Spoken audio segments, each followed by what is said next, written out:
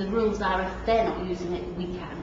So then we'll come in, we might bake, we do baking in here, and sometimes the teacher in reception will sit round with 6 children and do some individual work here. But it's beautiful, and there was lots of money thrown at Children's Centre, so everything was new, all really nice wooden toys and things that we don't get in school. We can't afford them. But this is about to be used as a contact room for a family where the children have been removed from them, and this is so Dad, and so we are going to have to go out. They're coming in now, but it means that it's supervised access, so the children get to come and meet the parents, but there's a professional here watching them all the time. Okay. I'll tell you more about it in a minute. We'll just go into another room.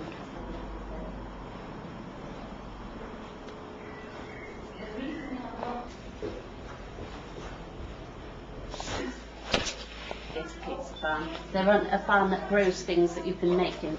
Yeah. But I don't know. Because I will get somebody in. Now staff to go to first class and they learn to. I will get someone to come and chat. 220.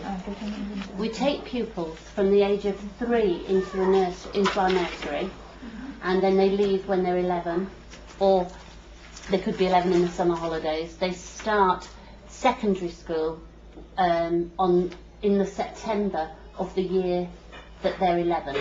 So between September and the 31st of August, they're 11 at this school, and then they would start at the secondary schools. Now, we have no children that wear headdresses or anything like that. No. We're probably a little bit when the school takes a lot of children belonging to students from the university, and so they come across from Egypt and Malaysia and places like that, and a lot of the parents will wear headdresses. We have none at the moment that wear everything, but we have had them, and in fact we had a family from Saudi not so long ago, and she would walk in the door, and it would almost like a striptease. She would walk in the door and she would have everything on. She'd walk in, and she'd tear it off because we were all women, and she'd say hello, and she'd just chat away to us. We've not had a problem at all. Some of the older girls start wearing leggings, so they would wear thick tights, or they would wear long leggings under their shorts for PE. But up until the age of 9, I don't think anybody bothers at all. So, and I think the parents, our Muslim parents that come here, actually try and embrace it. We do occasionally have them, they say, oh, Fridays I have to go to the mosque, and we say, no, you speak to your imam, they don't go to the mosque, you take them on Saturday. They don't do it. The imam supports us, and that's fine.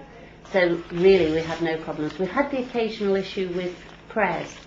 We say grace before lunch, and we have some children that won't say grace, and we say that's absolutely fine, you don't have to say grace, but you have to be courteous. You have to just lower your head, and you have to not distract anybody, and that's fine. So we work around it. We try to be very inclusive. So we have 12% of our children are travellers, gypsies. So who are religious, by the way, in case you want to know. They are religious, and in fact one of our little girls was recently baptised at the Minster by the Archbishop of York, one of our little traveller girls. So, and they're clean? Our travellers are clean, yes. Oh. Yes, they are clean. Our gypsies aren't. Well, we talk to our parents if there's a problem. We work very, very hard to get a good relationship with them. So we invite them in, we celebrate their culture, we allow for differences, but we don't allow for rudeness, and we don't allow for them to abuse anybody else. The hardest thing is if we get a large group of travellers in the same year group, they tend to gang, and then we have to work on splitting that. But our parents, 90% of the time, are 100% supportive. and they come in uniform. If children don't come in uniform, we have spare sweatshirts, and we make them take off their tops and put on their sweatshirts. The lady that was late this morning going in with the little boy in the hat, they're travellers. And she was at a wedding yesterday, and she booked this morning off. So her child, because they didn't know what time they would get back from the weddings. Gypsies' weddings are celebrated till late in the night. And she rang this morning and said, we got back much earlier, can I bring my son in? We said yes. So he's come in, which is for such a beautiful day. You'd have thought they'd have maybe just taken the day off. But what we find is our traveller children are loved. They don't have the educational support at home because their parents can't read. So they're generally behind. And when they first start here, they find it very, very difficult because they've been allowed to not have any rules really at home. So when they first come, it's teaching them that they have to put their hands up, they can't shout out, and all of those sorts of issues. But by the time, as they're going through the school, we don't have the issues. When they get to about 11, it becomes difficult again, because the boys want to be out on the horses and tracks with their parents. The girls know they're not going to go through education. And we fight at the moment. We have had travellers that go all the way through and they've gone to, up to college. But mostly now, when I first started here about 14 years ago, we would be lucky to get them through primary school.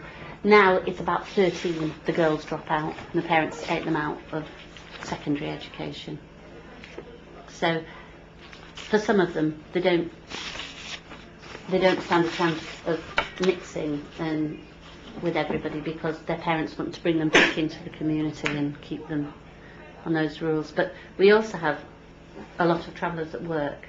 So mums we have one mum that works in the cafe at the hospital, and so we have a good relationship, and we do work very hard with them. Why would you call them travellers? Travellers.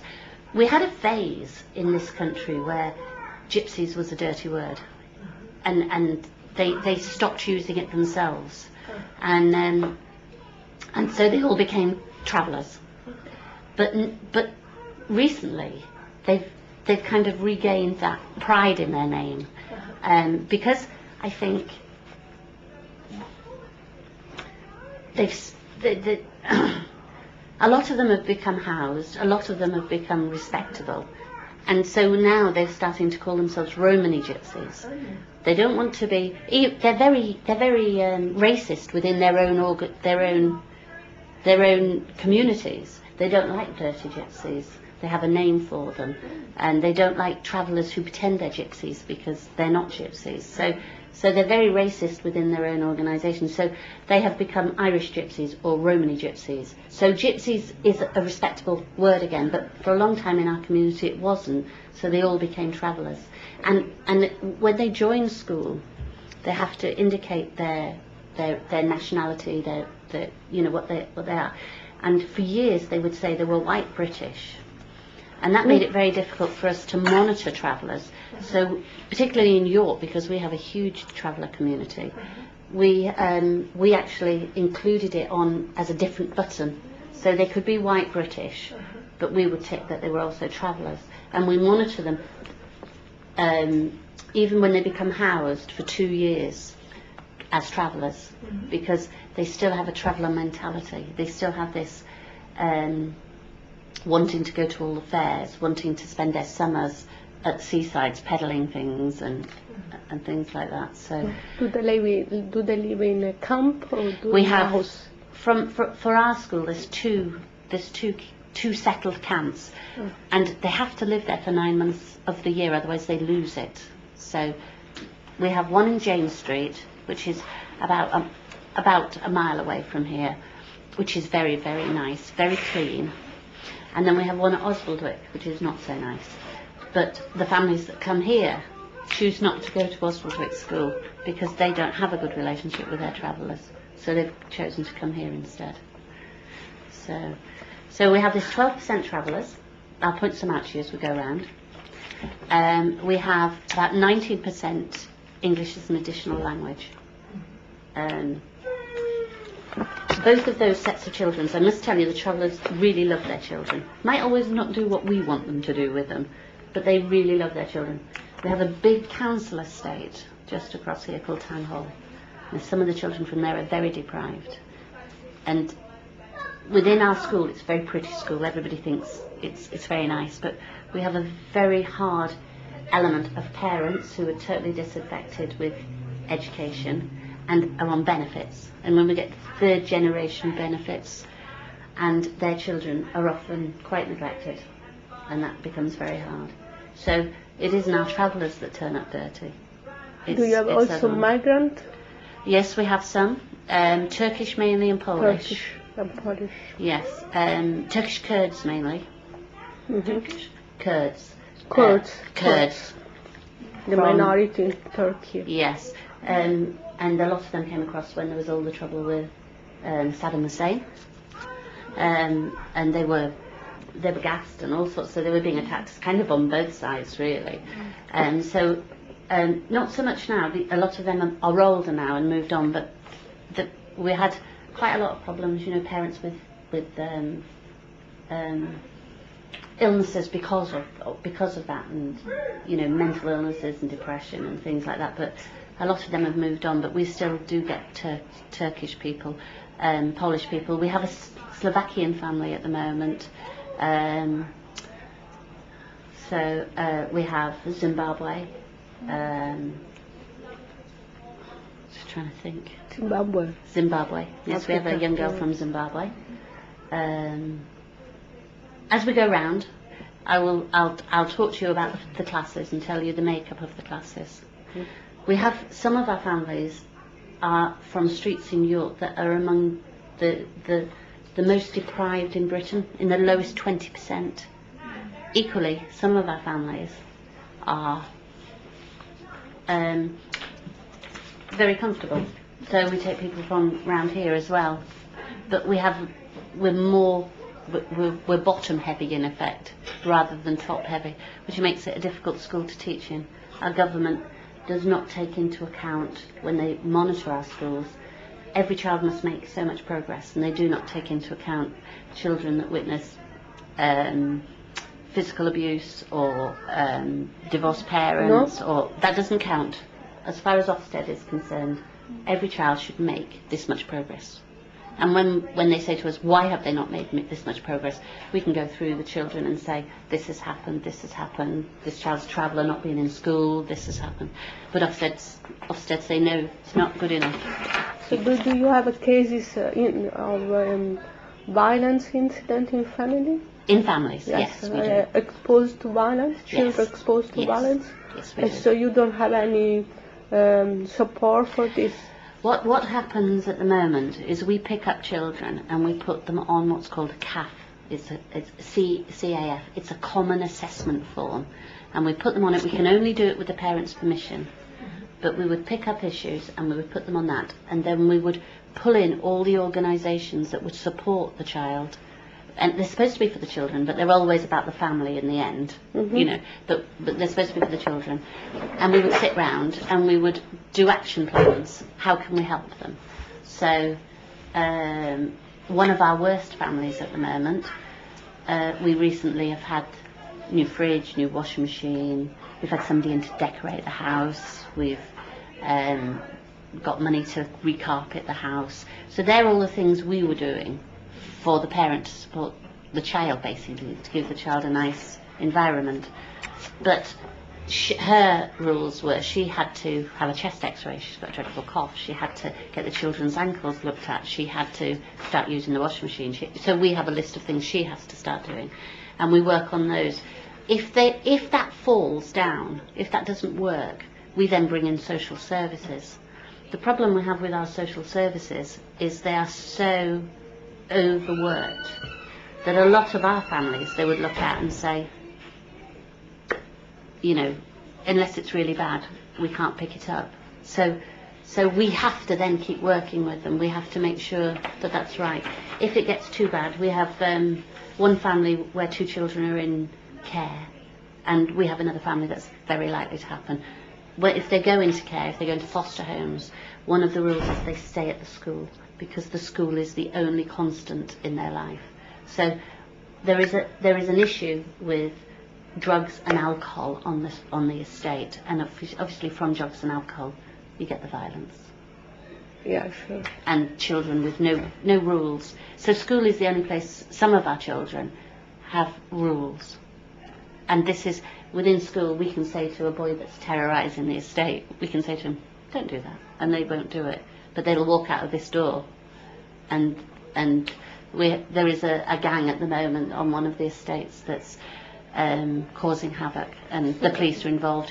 And there are, not all the children are from here, but there are a few children from here. So when you say that you support the family and you have a good relation with the parents... How do we keep it? Yes. Very difficult. Because sometimes teachers are very busy with the classroom. Well, the teachers won't... the teachers are very busy with the classroom. When the children become...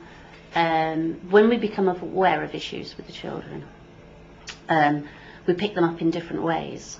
Okay, we have 2 members of staff that solely deal with the well-being of our children. So if a child walks in not having had breakfast, we would then go to one of these and say, okay, they've not had breakfast, and they would pick it up. And then we have a member of staff that deals with the parents. So they're kind of separated out, because at the end of the day, we are not there to look after the parents, we are there to look after the children. But if by us supporting a parent we get better protection for the child, then we will bring them together on a CAF. So these two members of staff, they're called ELSAs, and it's Emotional Learning Support Assistants. Emotional Learning Support Assistants.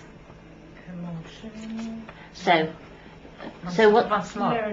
Learning support assistants. What does it mean? So they pick up all the children that are being affected emotionally by what's happening in their lives. We run a group, we call them Buzzy Bees. You can pick any name, but that's what we call them. And every Wednesday they take maybe 15 children, and they take them and they do activities with them. They play with them, they make things, and all of these are supposed to be will involve ways of supporting the child. So we might have children that have an issue over, I don't know, I'm trying to think. We have a little girl whose mum and dad have split up. They argue all the time. They argue over the child. They argue who should pick him up, who should not pick them up. But then they spoil the child intensely. So the child then doesn't want to do anything and doesn't have to do. So she's part of that. And she'll come in and she's part of that. And it might be that, okay, today we're going to talk about what we like doing when we go to visit dads and what we don't like doing when we go to visit dads. And through that, through play, through making books, she might tell us things that are happening, and we would then maybe talk about ways of handling it. So it could be that. But it's all done through learning and play. So when they talk, they often just talk because that's what they're doing. And it's just ways of release and just supporting. We also, with the Buzzy Bees, the parents have to sign to say children can do this. This is why we need to have good relationships with our parents, because we need them to engage with us when we want to run something like Buzzy Bees. So the Buzzy Bees group, we also run once a month, the parents come in and work with the child. And that's just to strengthen relationships there. And the children really like their parents coming in to do it. So, but that's all the harder things in school. There are lots of good things in school and lots of lovely children. But we do have this hard element at the bottom, which makes it very hard for teaching. Very, very hard. Here in England, your school starts when? In September, let's say, and the 5th of September, something 5th. like that, yeah. Yes, and then? Pardon? When does it end? We have 1 week's holiday in October, and then we finish for Christmas. Yes. And then we come back early in January. We have a week in February. We have Easter. then we have a May holiday, and then we finish July the 20th, about then. I'll give you a list of the dates if you want. I've got those printed out. And they come, and what time does the class start? We've tried various things. What we now do is we open our doors at 8:40. And either the head teacher or myself or one of the teachers sometimes greets every child walking through the door. So we stand there and say, morning, morning, how are you? And we try and remember all their names, which we do know them, but when they walk in 5s and 6s, you can't get them all out. And then hopefully we can start teaching from 10 to 9, 5 to 9. That's the idea. What we used to do... 10 to 9? Yes, so 8:50. So they come in at 8:40. Yes. By 8:50, 8:55, we hope to be able to start saying, right, we're going to do this. 9 o'clock formal education will start. We start with something called Friends and Enemies. And Friends and Enemies is a list of spelling words that they can't spell, and so they have to learn them. So they'll get 6 words, and 3 will be words that are friends that they can spell, and 3 will be words they can't spell. And so each morning they're supposed to come in, get their friends and enemies out, and practice learning them and writing them. And that's supposed to fill in the time till 9 o'clock when the teacher says, right, we're going to do this. But we try and get them in straight away with spellings. So they go through till the little ones, they have a break at, I was going to put you in assembly, but we've missed it. We have a break at 11:15 usually, and then we have for 15 minutes, and then the little ones go in for lunch at 12, and the older ones go in for lunch at 12:15. Then the little ones get a break in the afternoon, the older ones don't, and everybody finishes at 3:15. 3:15. Yeah. And we run clubs till 4:15 that you have to apply to go to. So various different clubs. What day is today? Thursday. We've got a Chinese club, we've got a French club at the moment, we've got a gardening club, we've got a multi-sports club. When you say, for example, French club, means they learn French? Yes, but we run it, it's all done just fun. So at the moment we run a French club for year 1 and 2. So they're 6-year-olds, 5 and 6-year-olds. Some of them coming up 7 maybe. And it will be colours and days of the weeks and songs. It'll be 10 weeks. And then food, and then they have a French picnic. So they have breads and things like this, and they all sit out and have a French picnic. How many people are in one class? How many? In classes, sorry, they vary. We cannot take more than 30 children in... 30? 30. We can't take more than 30 children in Key Stage 1, in reception. So we cannot go over 30. We could go over 30 in juniors, but as a school we choose not to unless it maybe involves a large family and maybe one class will go over. But what happens in our school is, because of the foreign children and the fact that we are we're in the middle of the university and in the middle of flatlands as well, loads of flats around here, we are full. Nursery, reception, year 1, year 2, full. And then a lot of these families go back to their own countries. So when we get to juniors, we have lots of gaps because we have to offer places according to where people live. So, and also even our own families, they maybe get a flat here, 2 bedrooms, and then they want 3 children and they can't live here anymore. They have to move out, and property is very expensive, so they end up moving to other areas. So in our school at the moment, we have 30 in this class. We have 28 in year 1, 30 in year 2, then we have 26, 21, 25, and we've only 15 in our year 6 class. It's like private education. But we wouldn't usually, our year 6 class has been a particularly hard class. We have a lot of children with special needs. So we wouldn't allow that. We would have to merge classes. But we have allowed that to go through, but if a class gets below 22, financially it becomes very difficult. But we have 2. And parents bring their children here, or there are school buses that... No buses. No buses. The idea is to have local schools for local children. Yeah, so we have a little girl who comes from Cottonthorpe, which is 4 miles up the road. Her mum has to drive her here. So, but that's her choice. I have a question. It doesn't have anything related to education, but if the houses, because I have seen the real estate prices, it's amazingly expensive. Are the wages so high? I mean, the all of average York, people can- York is very, very expensive. It's amazing. And there is, we have council houses for people who can't afford houses, but to get one is really hard. And we also have something called a housing association, which is very similar, and they try and get you properties. York now has a policy that if somebody lives somewhere else and decides they want to live in York and they're on benefits, we will not house them. So they then have to go to private landlords, and there's quite a lot of private landlords, but they are still expensive. They will be paying rent of 2-bedroom flat, £600 a month. And what is- £600 a month. What do you use to do? To rent or Per to month. buy a How house? is the salary of teacher? The salary of a teacher depends on their levels. Let me think.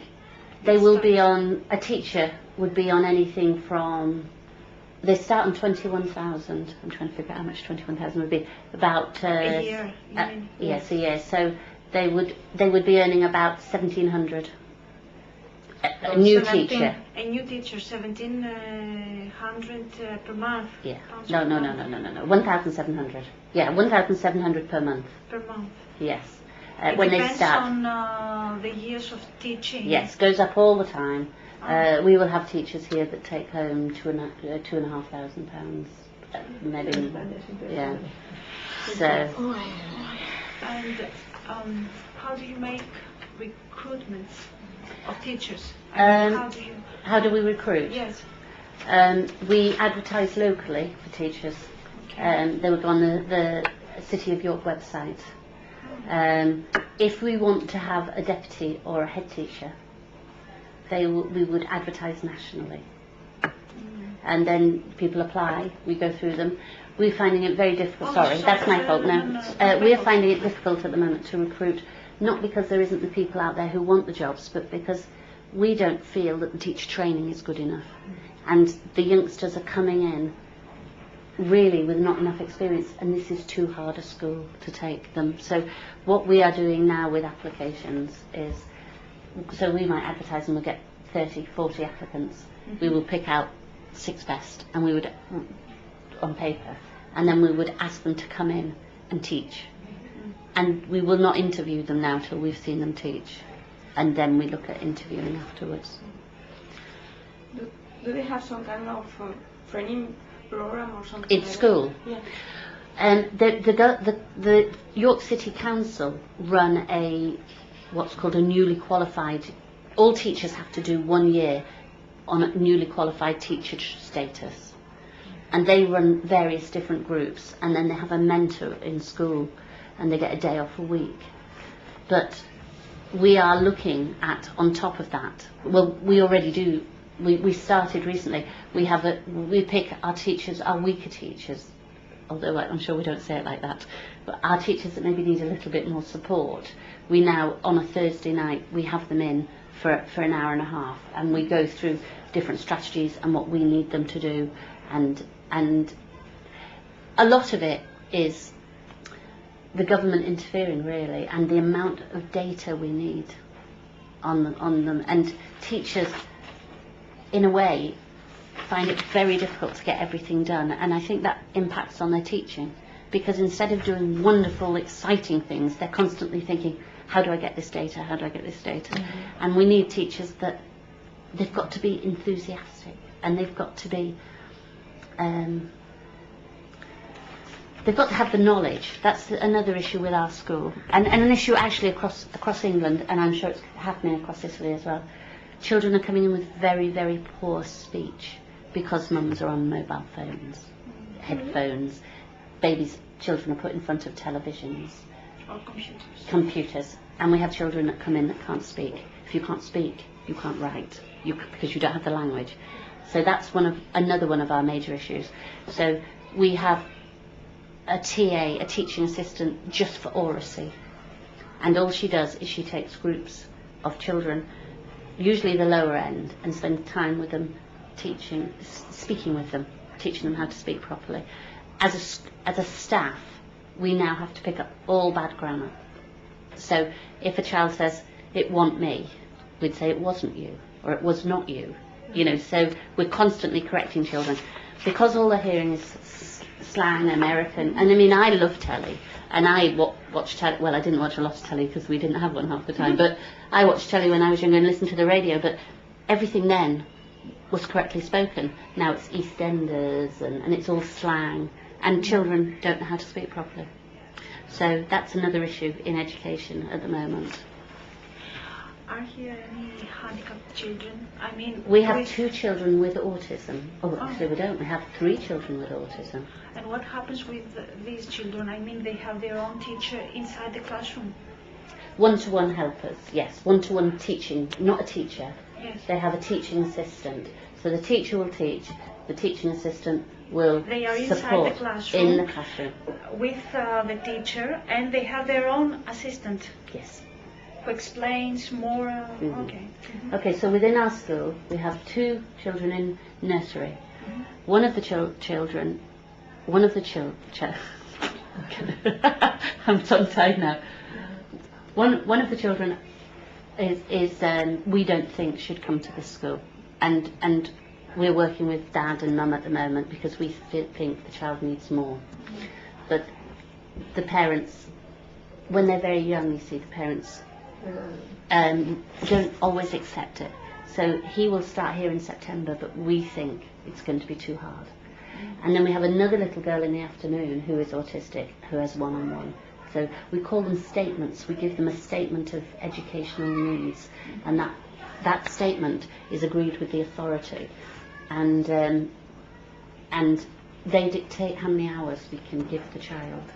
So the little girl in the afternoon will go into school, but and of course they're tiny and they're lovely. She's beautiful, and if the worst gets the worst, we can pick her up and say no, you know. But as she gets bigger, we think that initially she'll go through here, but we're not sure she will stay here. So, and then in this class we don't have anybody. In year 1 we have a little Chinese Malay boy who has very bright, but he has communications difficulties, which leads to frustration. And he's gorgeous, but he's getting harder, and he's only got to year 1. So he's 5, and you know, he's now, if he gushes out, it becomes difficult. But he has one-on-one. Then we have a little boy in year 2 who's deaf, who has one-on-one. Gorgeous, no problem at all. You know, he does really well. He speaks well, hearing aids, but one-on-one. Then we go into year 3. We have another little girl one-on-one, and hers is again, she's bright, but she has language difficulties, communication.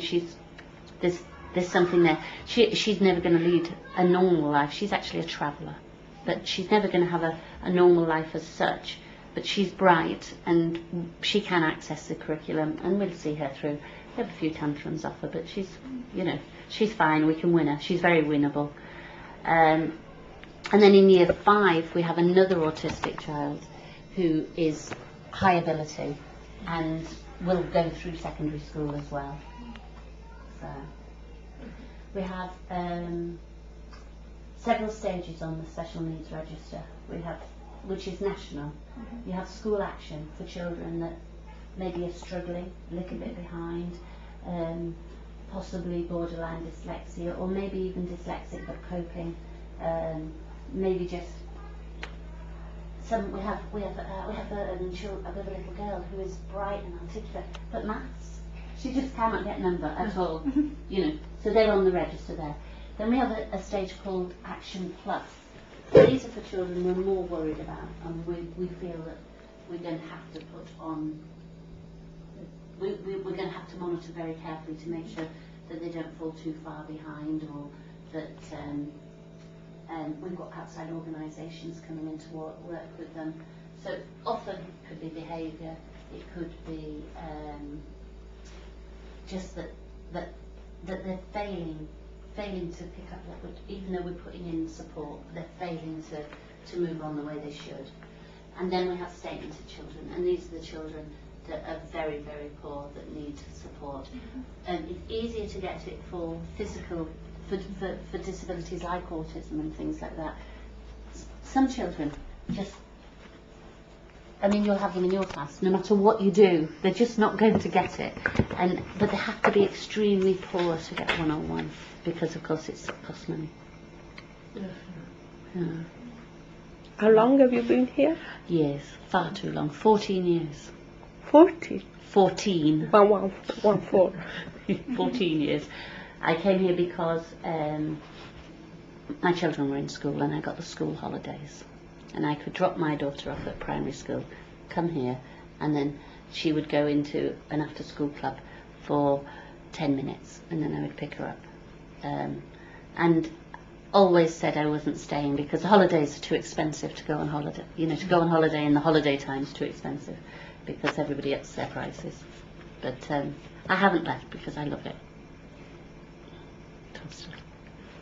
But I work in the office. I'm a pastoral officer, so I pick up all the CAFs and I pick up issues on staff. So if staff have family issues or things like that, I would pick those up.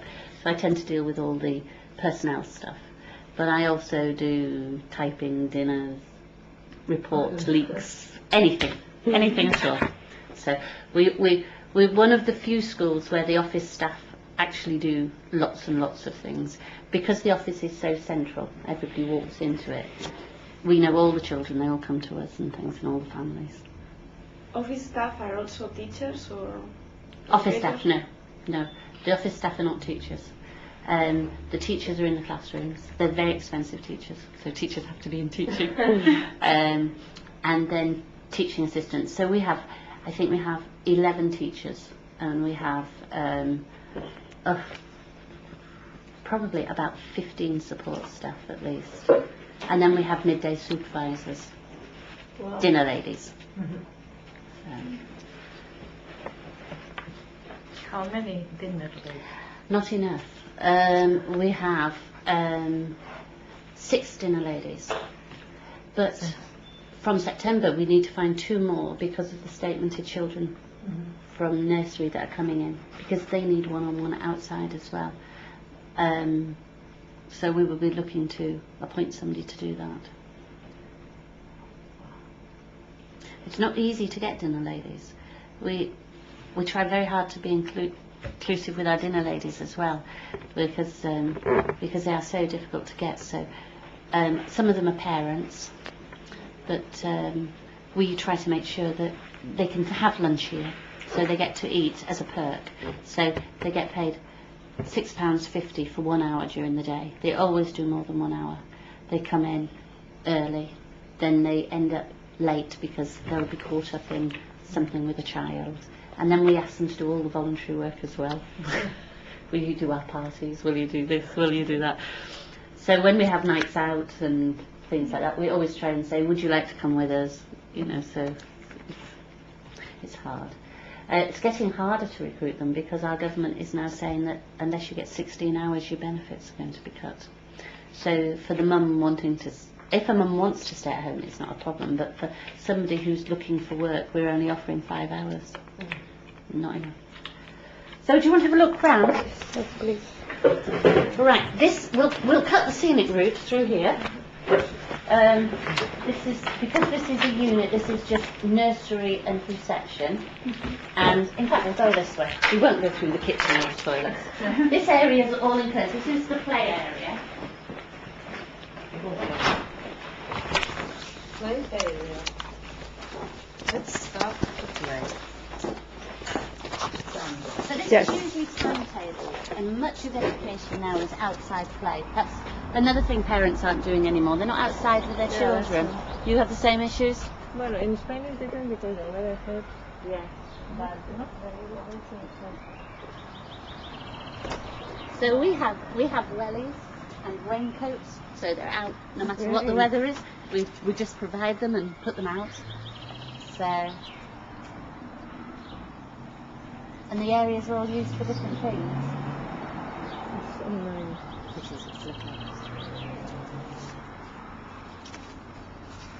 In each center, do you have the same number of support staff? Or I mean, When they're out here, yeah, you have so much support staff because you're a children's center, or is the same in every school? I have the children's centre staff are completely different. Now they start at preschool But we have to and kindergarten, we're the not small allowed to do it letters. unless And then We're not allowed from at what age they start to learn? At 7? 7 usually. Seven. 6 to 7. But there, See it? Look, the blackboard. yes, blackboard too.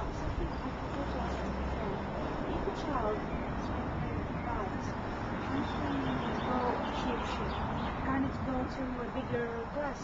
we don't ever take them out of their own class because socially, anything they want. The signing in process here, the registration for children in nursery, they are leaves and ladybirds, and each ladybird has a child's name on, and they have to find the ladybird when they arrive at school that's got their name on, and they have to move it onto the leaf. So all the children that are here should be on the leaf, and the children round the outside that haven't turned up are not on the leaf. That is the registration system in this class. When you get to the rest of the school, they have a formal list of names, and they click to say they're here. Who gives you the money for these We have devices? well, the money goes into the school, and the school decides how they spend it. Okay. So we get so much per child, and then there'll be money available at different times for different projects depending on what the governments get money from. Maybe it makes us slightly better off. We also, as a school, because of the catchment, because of the children we take in, you get more money if a child is on free school meals. So we have 29% of our children are on free school meals. More money for ethnic minorities, more money for SEN. So we probably get a little bit more money than some of the other schools. Within the city, deprivation-wise, you have, we're probably at about a fifth from the bottom, something like that, fourth from the bottom. Mm-hmm. So some schools raise lots of money because the parents that go there are into that, but we don't have that. We don't have any. Do the children have to pay anything? We could do triples with that. So lots of people. Oh no, it's education we don't want to pay. We subsidise it. So they're 4 and 5 year olds. Isn't that work? And we use it as an after school club. But they have to pay, parents have to pay for that. No, there's a silver door. A silver button if they figure it out.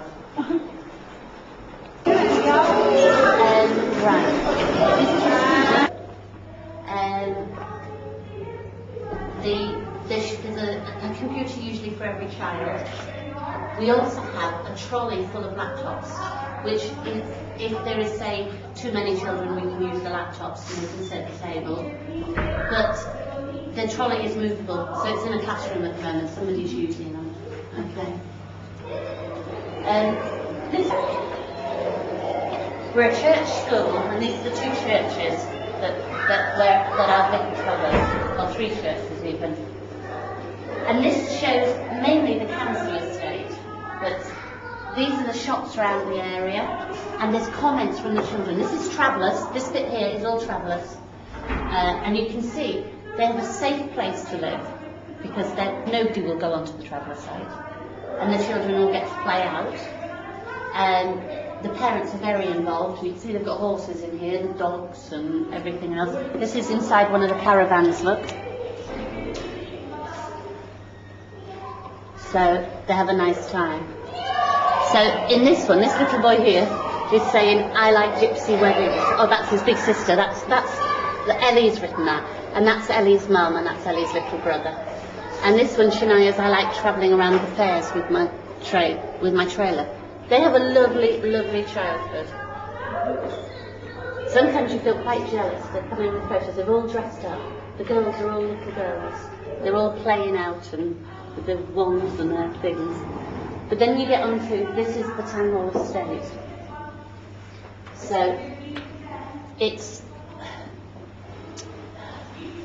It's a lot rougher, and the children don't play out so much, or they don't play out so much until they hit their teens, and then they're horrible. There is a beautiful park in the middle of this estate, and you know, families go there, and they run quite a lot of things there as well. But you can read the comments from here. You know, our street is dangerous because of drugs and alcohol and violence. And the police are there every day. That was a parent who wrote that. This child stays in at home and watches television. Orange is for children. DS, yeah. DS. PlayStation. It frustrates me. I get woken up by drunks. You know, so the comments are very different here. I don't like playing out on my own. This is the university. Part of this is the university. It's not all. That's not the university. And then these are just photos that parents were allowed to put in. But the cultures are very different here. You see, these two little boys are off the estate. You know, they're out in the scruffs and that. And then you look at these. This is a traveller family there. You know, they dress up. Traveller family there. They dress up completely.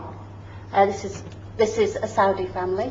This is the garden of one of our families, you know. So different photos for different things. I don't like tidying up my bedroom because it's boring, and I don't like homework because it's quite hard. What's that outside? That big. It's oil for heating. Children don't go round the back there. They're not allowed round the back there. This the wall is listed. You can just walk across the road and paying in 5 years. Yeah. If you cut through, if you go across the road,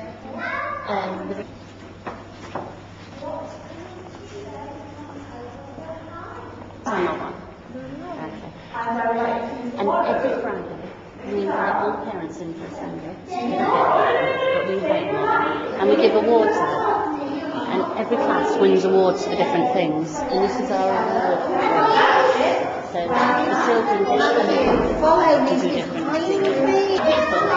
Every November we have an anti-bullying week, and we do things on anti-bullying. Bullying, the word bullying is thrown around, and a lot of times it's not right.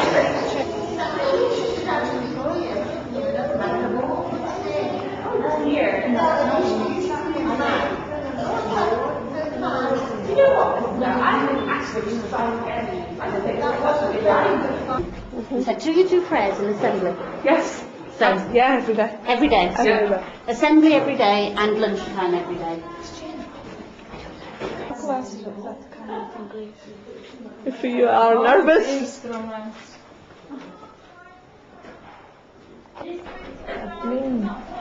I think I'm going. And I will ask you the lady on the. Okay. There is a path that goes round it and down. If you miss that, go to the end of the road.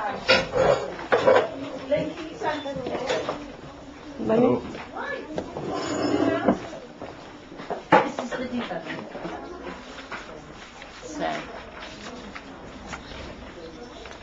So they did a lesson on how to dress appropriately for motorcycling. So this was them learning instructions. So they then had to write them.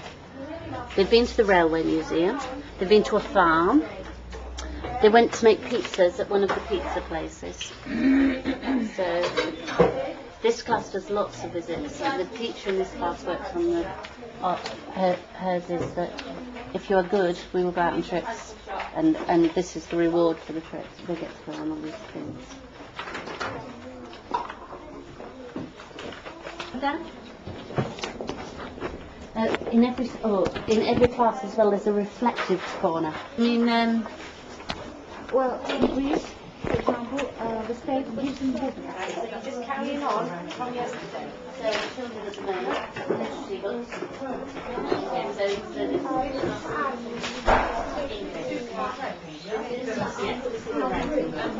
is